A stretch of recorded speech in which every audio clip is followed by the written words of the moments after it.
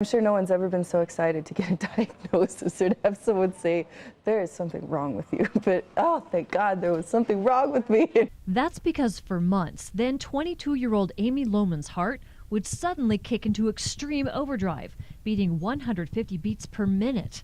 The first time that happened, she went to the ER. They took me back to the room and hooked me up to an EKG and let it go for about an hour, and they wanted to see if it caught anything.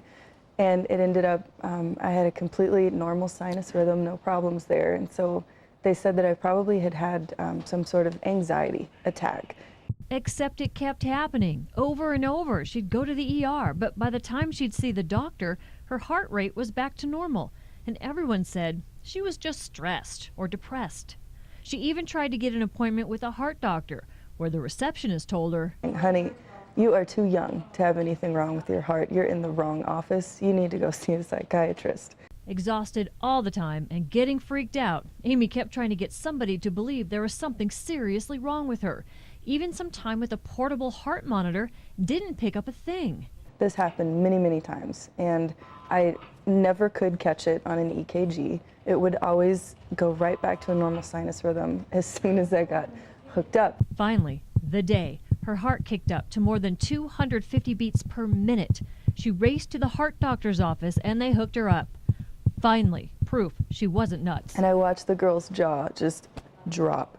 And she looked at me, looked at the EKG, and walked right out of the room. And then 2 or 3 more doctors come in with her.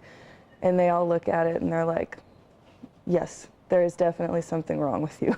Amy had tachycardia, an accelerated heart rate. An 8-hour procedure fixed several defects they found in her young heart. I feel lucky because I feel like I escaped by the skin of my teeth. That if I had been left alone, you know, I lived alone in my own apartment, and what if it hit over 300 beats a minute? It's pretty hard to walk. It's pretty hard to do anything because at that point you're physically hyperventilating. You cannot function. So whether I ended up having a stroke or actual cardiac arrest, it could have happened. So I feel lucky walking away from it that, you know, just in the nick of time, we were able to catch it and fix it, and I'm able to live a completely normal life. I feel like I was given a second go at it, and I feel lucky at such a young age to have been given that enlightenment, almost, for a cheesy way to explain it, but you know, it's true, and I'm grateful that they were able to fix it. Amy is 28 now and married, has a daughter and stepson, and is heading to nursing school. She volunteers with Mended Hearts, a group of former heart patients who reassure others who are just going through treatment for a heart problem.